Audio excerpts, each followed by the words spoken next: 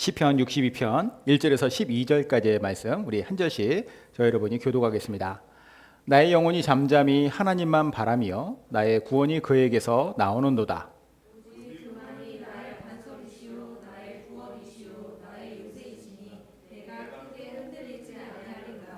넘어지는 담과 흔들리는 울타리 같이 사람을 죽이려고 너희가 일제히 공격하기를 언제까지 하려느냐.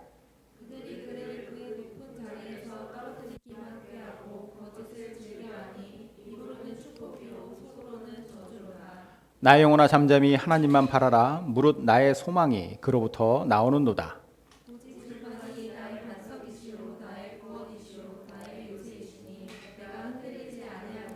나의 구원과 영광이 하나님께 있으며 내 힘의 반석과 피난처도 하나님께 있도다.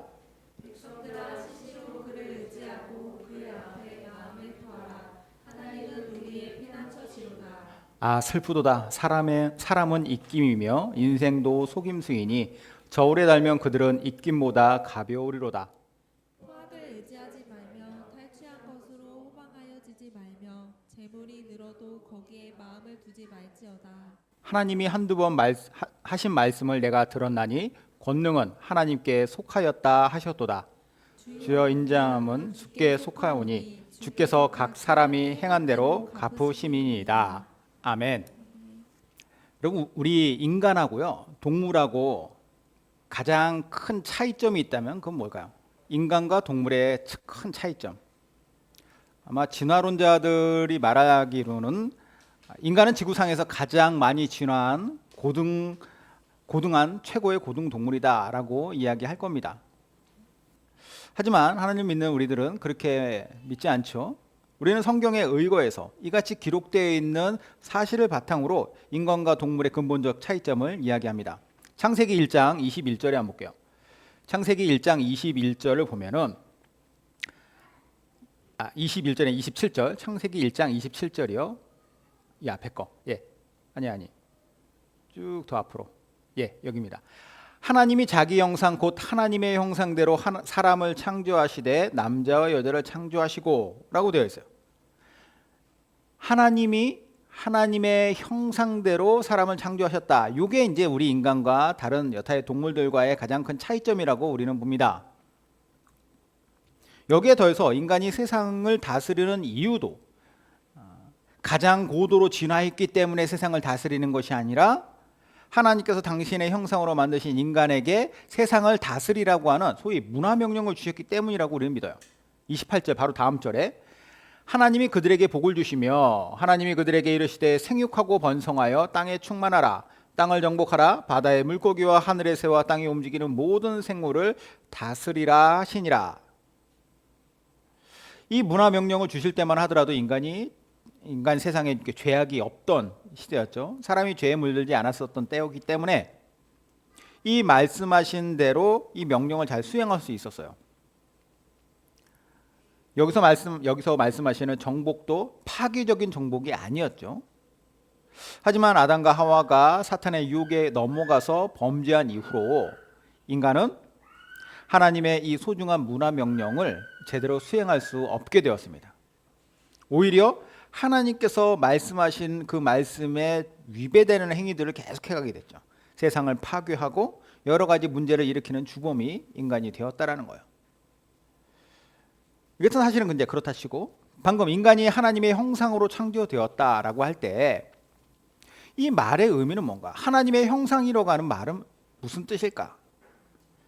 하나님도 우리 사람처럼 이렇게 생기셔서 본인의 모습을 본떠가지고 인간을 만드셨다라는 것인가? 보통은 이렇게 생각하기가 쉬운데, 그렇죠? 심지어 어떤 이단은 방금 봤던 창세기 1장 27절에 하나님이 형상대로 창조하시되 남자와 여자를 창조하셨다라고 하는 이 구절을 가지고 뭐라고 얘기하냐? 봐라, 하나님도 엄연히 남성과 여성의 성별이 있고 그래서 아버지 하나님도 계시고 어머니 하나님도 계신다라고 아주 신박한 교리를 만들어내기도 했죠. 하나님의 교회라고 하는 이단인데 원래 명칭은 안상홍 증인회였어요. 안상홍 씨를 믿었었는데 이 안상홍이 죽었어요. 그러다 보니까 이제 뭔가 또 새로운 교리들을 만들어야겠죠. 그래서 안상홍이 재림할 것을 믿고 이 안상홍은 재림주다, 예수님이라고 믿는 거죠. 그리고 그분의 와이프 장길자라고 하는 여자분을 어머니 하나님으로 지금 믿고 있습니다. 아무리 봐도 어떻게 이런 걸 믿을 수 있는지는 잘 모르겠지만 어쨌든 우리나라에서 제일 큰 이단이라고 해요. 숫자도 엄청 많고. 이런 잘못된 해석, 이 창세기 1장 27절에 이렇게 잘못된 해석을 하는 것, 다른 역본만 봐도 이게 어떤 의미인지를 파악할 수 있어요. 이제 다른 역본을 보지 않아서 그런 것 같은데 세 번역으로 한번 볼까요? 하나님이 당신의 형상대로 사람을 창조하셨으니 곧 하나님의 형상대로 사람을 창조하셨다. 하나님이 그들을 남자와 여자로 창조하셨다. 이 말이거든요. 하나님의 남성과 여성의 두 성별로 존재하시는 부부가 아니라 하나님은 한 분이시고 성별 자체가 없으시죠. 다만 예수님께서도 하나님을 아버지라고 부르셨고 우리에게도 너희 아버지다라고 말씀하셨으니까 우리가 하나님을 아버지라고 부르는 것이지, 이거를 뭐 이렇게 뭐 하나님은 남성이다, 어떤 성이 있다, 이거는 아니에요. 자, 그러면 하나님의 형상대로 인간을 만드셨다라고 했을 때 그 형상대로라고 하는 건 무슨 의미일까? 겉모습이 아니라면은 하나님은 우리 인간처럼 이렇게 형상을 가진 분이 아니거든요. 하나님은 영이시니, 하나님이 영이시기 때문에 볼 수 있는 존재도 아니고 어떤 뭐 시간과 공간에 제약되는 존재도 아니세요. 그러니까 외형을 뜻하는 건 분명히 아닐 텐데, 그러면 하나님의 형상으로 만들어졌다는 것은 무슨 의미일까? 창세기 2장에서 여기에 관한 힌트를 알아보겠습니다. 2장 7절에 여호와 하나님이 땅의 흙으로 사람을 지으시고 생기를 그 코에 불어넣으시니 사람이 생명이 되니라. 자, 여기 보면은 여타의 동물들이 가지지 못했던 그 동물들과는 전혀 다른 방식의 고유한 방식으로 인간을 창조하신 방식이 나옵니다. 하나님께서 코에 불어넣으신 생기로 말미암아 생명, 즉 살아있는 영혼을 가진 존재가 되었다라는 거예요. 이게 인간이 하나님의 형상을 닮았다는 의미입니다. 이와 관련해서 폴 브랜드라고 하는 분이 필립 얀시아와 함께 공저해서 지은 책이 있는데 그분의 형상을 따라라는 책이에요. 거기에 이런 내용이 나옵니다. 어려서는 창세기 2장 7절에 이 내용이죠. 이 말씀을 들을 때마다 인간으로서 몸을 완벽하게 갖췄지만 아직 생명이 없는 채로 땅에 누워있는 아담에게 하나님이 일종의 인공호흡을 실시하는 장면을 연상하곤 했다. 보통 이렇게 연상하죠. 하지만 지금은 다른 장면을 마음에 떠올린다. 생물학적으로 아담은 이미 살아 숨쉬고 있었다고 생각한다. 그렇다면 만들어짐과 동시에 저절로 호흡을 시작했던 다른 짐승들과 달리 유독 인간에게만 코에 생기를 불어넣으시는 절차가 필요했던 까닭은 도대체 뭐라는 말인가? 개인적으로 나는 하나님의 숨을 영적인 실제의 상징으로 여긴다. 아담은 처음부터 살아있었지만 동물적인 생명력만을 가졌다고 본다. 그런데 창조주가 새로운 영을 불어넣으셨고 그때부터 하나님의 형상으로 충만해졌다. 아담은 생체에 그치지 않고 생령이 된 것이다. 따라서 하나님의 형상은 피부세포나 신체 성분이 체계적으로 배열된 결과물이 아니라 주님이 불어넣은 영으로 파악해야 마땅하다. 창조주가 사람에게 생기를 불어넣은 이 유일무이한 창조 행위는 인간과 나머지 피조물 전체를 가르는 구분점이다. 뼈와 장기, 지방과 피부로 구성된 껍질만 보자면 사람과 짐승은 매 한 가지다. 자, 영이 없는 상태에서 그냥 사람과 동물이 다 이런 기관을 가지고 있고 뭐 피부를 갖고 있고 뼈를 갖고 있고 이런 걸 보니까 그냥 진화론적인 생각을 할 수밖에 없는 것이죠. 근데 성경에서도 다 동물이나 사람이나 다 흙으로 만들었다고 하니까, 그죠? 그럴 수밖에 없는 거예요. 중요한 건 뭐냐? 솔직히 엄격하게 생물학적인 특성만 가지고 동물들과 1대1로 비교한다면 뒤떨어지는 구석이 수두룩하다. 아름다움으로 치자면 단박에 눈길을 사로잡는 마코 앵무새나 맨누의 나방과 경쟁이 되지 않는다. 말은 힘들이지 않고 인간을 앞질러 달리고 매는 더 멀리 보며 개는 인간이 감지하지 못하는 냄새와 소리까지 잡아낼 줄 안다. 순전히 신체적 특성만 따진다면 사람이 가진 면모를 다 보태봐야 고양이 한 마리에도 미치지 못한다.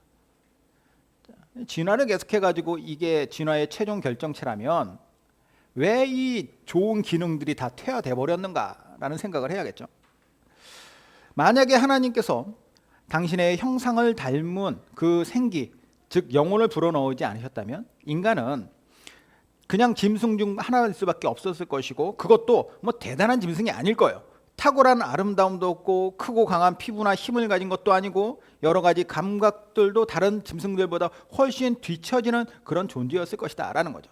그런데 인간에게 하나님의 형상으로서의 영혼을 불어넣으셨고 하나님은 세상을 다스리라고 명하셨으니 그 권리를 주셨기 때문에 비로소 인간은 피조물을 다스리는 존재가 되었다라는 거예요. 제가 오늘 말씀을 보다 잘 이해하기 위해서 이 설명을 드린 것인데요. 하나님의 형상으로서의 영혼을 가진 인간, 이 인간의 정체성으로서 오늘 말씀을 우리가 보도록 하겠습니다. 오늘 말씀의 제목은 영혼의 기도예요. 영혼의 기도. 하나님의 형상인 영혼으로 우리가 기도하는 자라는 것이죠. 본문은 시편 62편입니다. 바로 위에 표제어를 보면은 다윗의 인도자를 따라 여두둔의 법칙을 따라 부르는 노래라고 되어 있어요. 인도자를 따라 여두둔의 법칙을 따라 부르는 노래. 이 여두둔이라고 하는 말이 생소하죠. 사람의 이름이에요. 역대상에 보면은 15장에 다윗이 왕위에 오른 이후에 하나님의 임재를 상징하는 언약궤를 예루살렘 성으로 옮겨오는 그런 장면이 등장합니다. 과거에 엘리 제사장의 두 어리석은 아들들 홈리와 비느하스가 이 언약궤를 빼앗겼었죠. 블레셋하고 전쟁하는 그 전쟁터에 이걸 가지고 왔어요. 전쟁에서 밀리다 보니까 언약궤를 마치 수호신처럼 그렇게 부적처럼 사용하려고 했다가 전쟁에서도 지고 언약궤도 뺏겼어요. 그랬다가 이제 뺏겼던 언약궤를 돌아오긴 했지만 아직 예루살렘으로 오지 못했던 그 언약궤, 이스라엘 변방에 있었던 이 언약궤를 무려 100여 년 만에 수도인 예루살렘으로 옮겨오게 되었습니다. 이때 다윗이 얼마나 기뻤던지 하의가 벗겨질 정도로 왕이 춤을 췄다, 채통도 지키지 못하고 그런 기록이 나오는데, 이처럼 기쁜 언약궤의 귀환을 맞은 이후에 하나님께 감사의 제사, 즉 예배도 드렸고, 그리고 레위 지파에 속한 유능한 사람들도 세워서 이때 하나님을 찬송하고 찬양하고, 그리고 이 언약궤를 잘 지키도록 했어요. 역대상에 보면은 그때 이 여두둔이란 이름이 등장합니다. 역대상 16장 42절. 또 그들과 함께 해만과 여두둔을 세워 나팔과 제금들과 하나님을 찬송하는 악기로 소리를 크게 내게 하였고, 또 여두둔의 아들에게 문을 지키게 하였더라. 자, 일단 여두둔이라고 하는 사람, 음악적 은사가 뛰어난 사람이었던 것 같아요. 레위 지파의 후손입니다. 그러니까 제사장 지파죠. 그래서 그에 의해서 만들어진 곡조가 있었고, 이게 바로 여두둔의 법칙입니다. 다윗은 여두둔의 곡조에 맞춰 가지고 시를 지어서 오늘 이 시편의 노래를 하고 있는 거예요. 근데 이 내용을 보면은 좋은 상황은 아니었다라는 것을 우리는 발견할 수 있습니다. 알려진 바로는 이 시를 지어 부른 배경이 다윗의 아들 압살롬이 아버지를 배신하고 역모를 일으켜서, 그래서 다윗은 급하게 왕궁을 버리고 떠난 이후에 그 직후 얼마 되지 않아서 이 시를 지어 불렀다고 합니다. 자, 갑자기 쳐들어와서 왕궁을 점령해버린 압살롬 때문에 다윗은 급히 피신하는 장면, 사무엘하에서 한번 볼게요. 다윗이 예루살렘에 함께 있는 그의 모든 신하들에게 이르되 일어나 도망하자. 그렇지 아니하면 우리 중 한 사람도 압살롬에게서 피하지 못하리라. 빨리 가자. 두렵건대 그가 우리를 급히 따라와 우리를 해하고 칼날로 성읍을 칠까 하노라. 이게 지금 다윗이 당했던 상황이었던 거예요. 급히 성을 빠져나와 그의 목숨을 겨우 부지했었는데, 그리고 나서 이제 좀 숨을 돌릴 때쯤에 이 시편 62편을 불렀다라는 것입니다. 지었다라는 것이죠. 그 마음이 얼마나 서글펐겠습니까? 비참했겠죠. 아들한테 지금 뒤통수를 맞았고, 그리고 자기의 친구와 같은 그런 참모에게도 뒤통수를 맞았는데, 그는 얼마나 서글펐을까요? 겨우 숨을 돌리고 아마 고요하고 슬픈 밤을 맞았을 것 같아요. 그는 여두둔의 법칙에 따라서 시를 부르기 시작합니다. 1절에 보면 나의 영혼이 잠잠히 하나님만 바라며 나의 구원이 그에게서 나오는도다. 모두가 불안에 떨고 있어요. 지금 언제 압살롬의 군대가 자기들을 치러 올지 모르고, 또 주변에서 다윗을 봤다라고 하는 사람들이 지금 욕심 때문에 다윗을 죽여서 압살롬에게 데려가고자 하는 마음을 가졌을 수도 있죠. 아니면 같이 나온 사람들 중에 누가 또 다윗의 뒤통수를 칠지 몰라요. 모두가 다 불안한 그 밤입니다. 그때 다윗은 고백하죠. 나의 영혼은 누구를 향하고 있느냐? 나의 영혼은 누구를 향하고 있느냐? 그는 하나님만 바라보고 있습니다. 하나님만을 내가 바라봅니다. 분명히 격하고 급한 마음은 아니었을 거예요. 잠잠하고 고요히 하나님만 바라본다고 하죠. 그럼 다윗은 왜 그랬느냐? 왜 이 상황에 하나님만 바라본다고 하느냐? 이 상황이 뭐 너무 꿈만 같고 실감도 나지 않는 상황이기 때문에 반쯤 정신이 나간 상태라고 그랬을까요?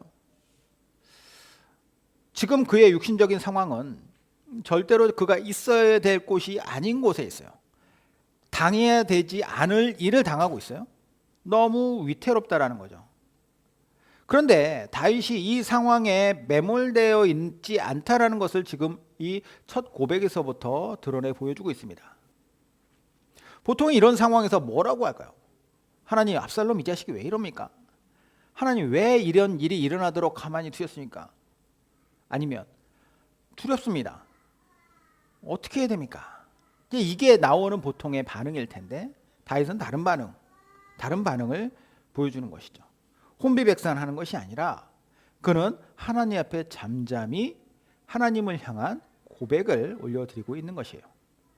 제가 언젠가 이런 글을 읽었어요. 인간은 길을 잃었을 때 더 빨리 뛰어가는 유일한 동물이다. 그러니까 인간이 영혼을 가진 존재이기 때문에 두려움이라든가 혼란에 빠졌을 때 이렇게 반응한다는 거예요. 가만히 보면 동물들은 그렇게 보통은 하지 않죠. 그러니까 인간이 그런 강함이지만 특권이지만 또 하나의 약점이기도 하고 연약함이기도 해요. 보통의 인간이라면 이러기 쉬운데 다윗도 이럴 수 있었을 텐데 그는 급발진하는 대신 다른 방식으로 하나님께 나아가고 있다. 그의 영혼이 하나님만을 바라본다. 이런 고백의 노래, 이 영혼의 기도를 올려드리고 있는 것이죠. 나의 구원은 오직 하나님께만 있습니다. 자, 이렇게 일단 잠잠하게 다윗이 하나님만을 바라보면서 고백을 올려드리기 시작하니까 그는 그분이 어떤 분이신지에 대한 확신을 가지고 다음의 구절을 이어갑니다. 2절 볼게요. 오직 그만이 나의 반석이시요 나의 구원이시요 나의 요새이시니 내가 크게 흔들리지 아니하리로다. 여기서 반석이라고 하는 거, 바위라고 하는 뜻이죠. 바위.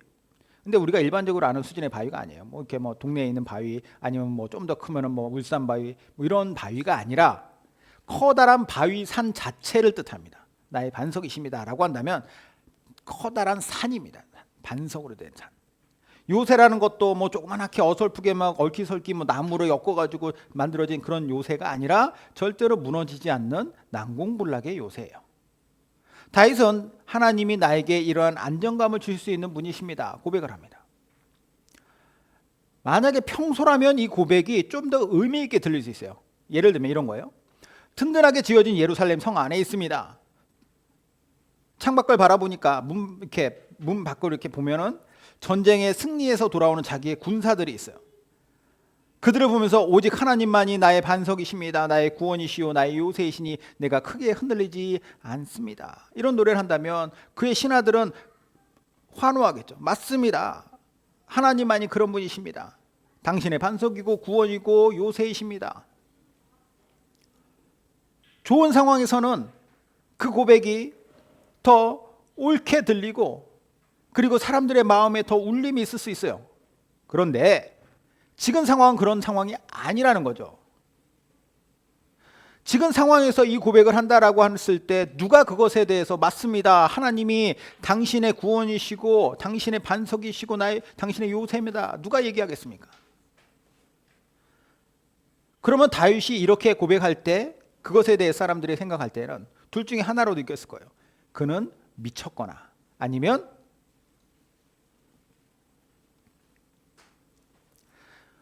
분명한 확신 속에서 이 확신이 너무나도 명확하게 이 말을 하고 있거나 둘 중에 하나라는 거예요. 뭐 당연히 다윗은 확신 가운데 이렇게 얘기하면 미친 게 아니잖아요. 다윗의 확신. 자신을 공격하고 위기를 초래한 자들 그런 자들이 있지만 하나님이 이런 분이십니다 라고 하는 고백으로 나아가고 있는 것이에요. 그러면서 이제 다윗은 그의 시선을 그렇게 공격했던 자들에게 한번 옮겨봅니다. 3절 4절. 넘어지는 담과 흔들리는 울타리같이 사람을 죽이려고 너희가 일제히 공격하기를 언제까지 하려느냐.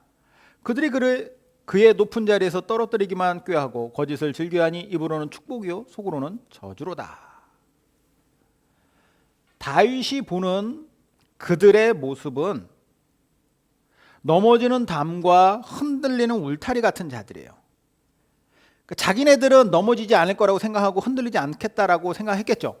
그런데 그들은 그럴듯해 보이는, 강해 보이는 그 겉모습 속에 있는 본질은 무엇이냐? 속에서부터 끊임없이 흔들리고 있는 자들이며 결국에는 자기들도 넘어질 것이고 자기들만 망하는 게 아니라 다른 사람들까지 망하게 하는 그러한 불필요한 자들이다. 피해를 입히는 자들이겠죠. 그들은 거짓이 충만합니다. 겉과 속이 달라요. 겉으로는 축복하는 척하지만 속으로는 저주하며 자기보다 높은 자를 떨어뜨리려고 하는 자. 다윗에게 그렇게 했잖아요. 얼마나 악한 모습이에요. 지금 자기 자신과 대비되는 그들의 모습을 이야기하면서 이 사악한 모습 앞에 자기가 서 있다라는 거죠. 그러면서 이제 셀라라고 하는 일종의 쉼표인데 1연의 시를 마무리하고 있는 거예요. 그 다음 다시 2연을 시작합니다. 5절을 볼 텐데 이 5절은 아까 봤던 1절과 매우 유사합니다. 다음으로 넘겨주세요. 쭉 나가면은 뒤로 쭉쭉쭉 가면은 그냥 제가 그냥 써져 있으니까 그래요? 앞으로 더 가야겠네. 5절만 있는 게 있을 텐데 없구나. 미안해요. 5절 볼게요. 나의 영혼아 잠잠히 하나님만 바라라. 무릇 나의 소망이 그로부터 나오는도다 라고 되어 있어요. 언뜻 보면은 아까 봤던 1절하고 아주 유사하게 보이는데 꽤나 달라진 내용의 고백이라는 것을 볼 수 있습니다. 다음 한번 넘겨주세요. 다음 보면은 1절과 5절.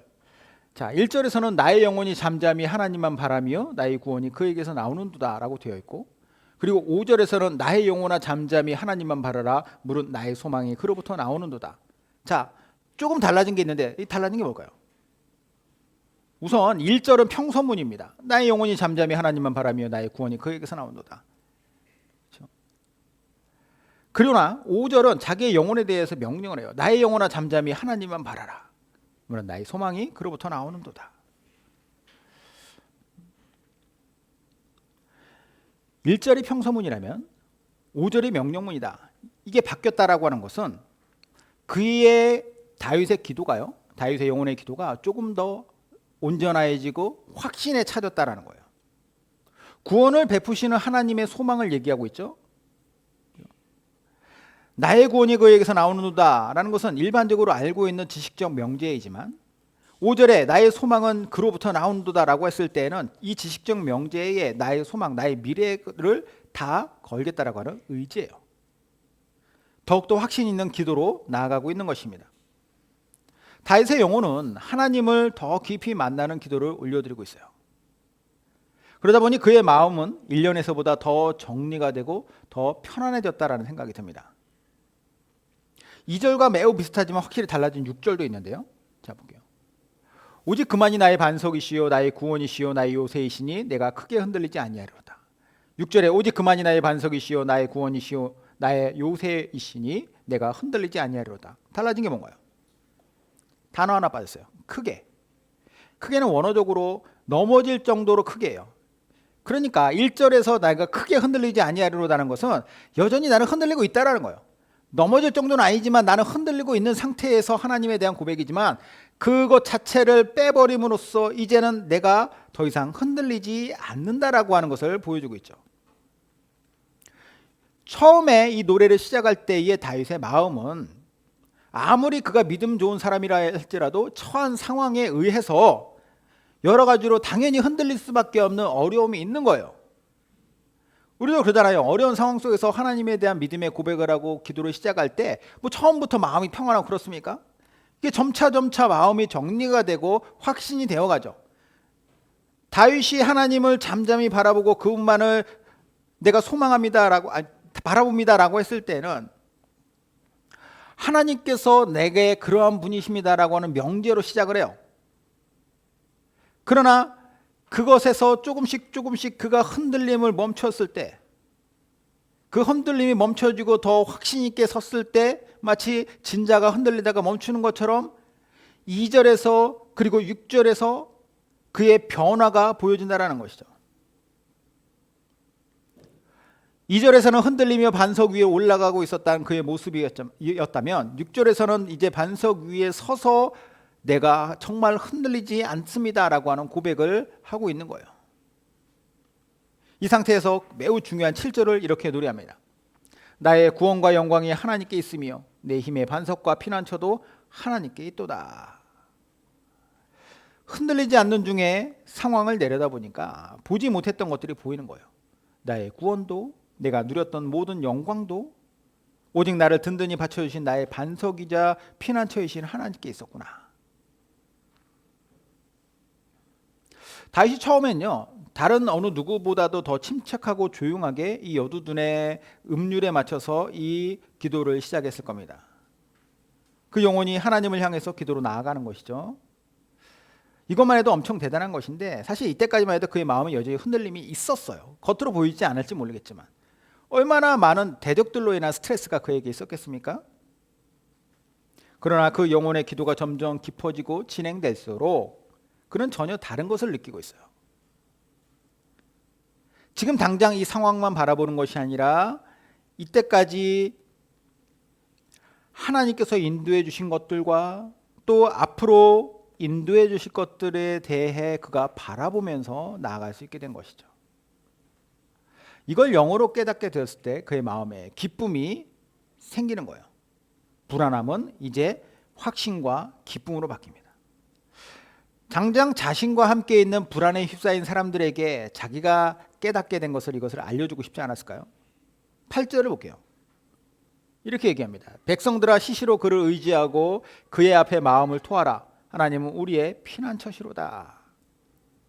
자, 이 표현만 딱 놓고 보면 이것만 딱 봤을 때 약간 잔소리하는 것 같지 않습니까? 백성들아 시시로 그를 의지하고 그의 앞에 마음을 토하라. 하나님 우리의 피난처시다. 약간 등 떠미는 말 같이 보일 수도 있어요. 이것만 놓고 보면. 그러나 다윗이 지금 계속 기도하고 있는 이 영적인 흐름을 같이 따라오면서 우리가 이것을 보면서 느끼는 것은 무엇이냐? 저는 다른 거죠. 아, 이게 맞구나. 시시로 어떤 상황에서든지 지금 이 상황에서도 모든 상황과 모든 때에 피난처 되시는 하나님을 우리는 의지하면서 내 마음과 상황과 모든 것을 토해내는 것, 그 영혼의 기도를 하는 것이 옳구나 라는 거죠. 동의가 되는 거예요. 우리도 영혼을 가진 존재라서 이걸 느낄 수 있는 겁니다.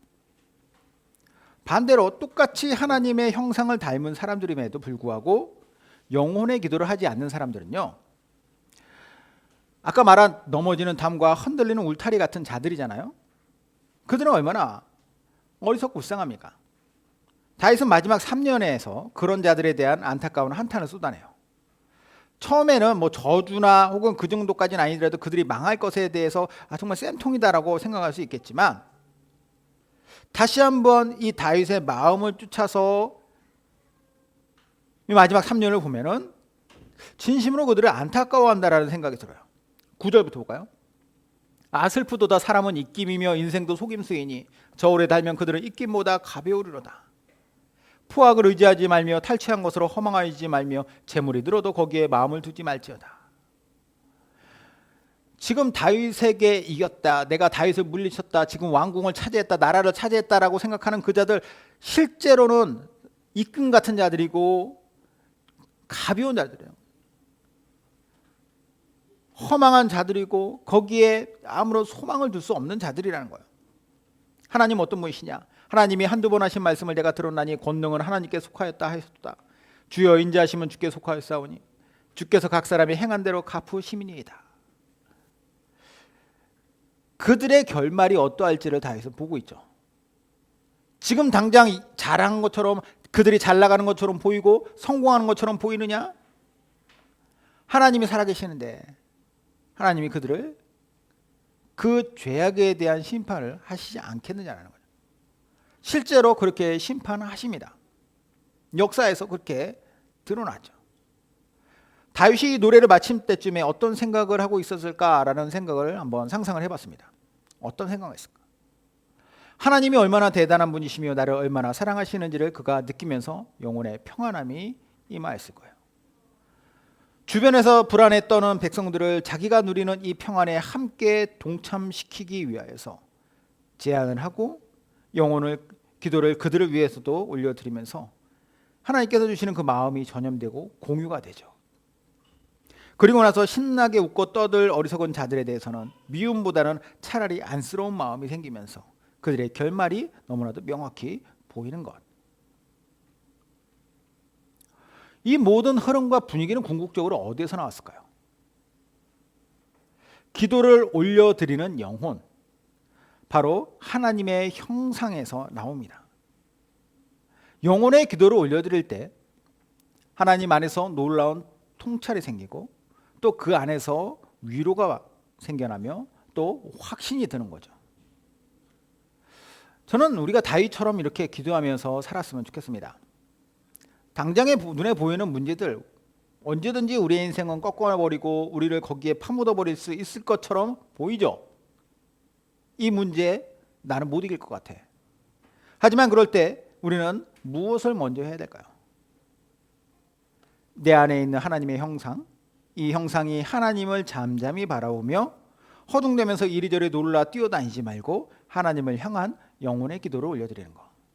그렇게 시작하면 아까 처음에 1절에서의 그 평소문은 이제 곧 그것이 나의 영혼에 대한 명령으로 5절에서의 그 소망으로 바뀌는 거예요. 그러면 하나님께서는 어떻게 하시느냐? 우리의 영혼을 돌보시고 위로하시고 가꾸시며 그리고 결국은 응답하실 거예요. 하나님의 백성에게 하나님께서 행하실 것은 하나님의 법칙이, 하나님의 약속이 이렇게 성취된다는 것을 보여주시는 거죠. 사실 우리가 이 소망 없으면은 이 땅에서 어떻게 살아갈 수 있겠습니까? 이 땅 가운데서 우리의 여러 가지 문제들을 놓고 왜 우리가 기도하겠어요? 그냥 단순히 하나님은 이거 다 알아서 들어주시는 분이기 때문입니까? 아니에요. 하나님의 마음이, 그리고 하나님의 형상을 향한 하나님의 그 열심과 열정이 있기 때문이죠. 그것을 이미 약속하셨기에 우리는 그것 붙잡고 그것에 의지하여서 기도하는 것이고, 그랬을 때 우리 안에서 우리의 영혼을 도우시는 성령께서 이것을 깨닫게 하시면서 온전히 나아가게 하시는 것입니다. 끊임없이 하나님 앞에 이러한 영혼의 기도 올려드리는 저 여러분 되시기를 주님의 이름으로 축원드립니다. 아멘. 기도하겠습니다.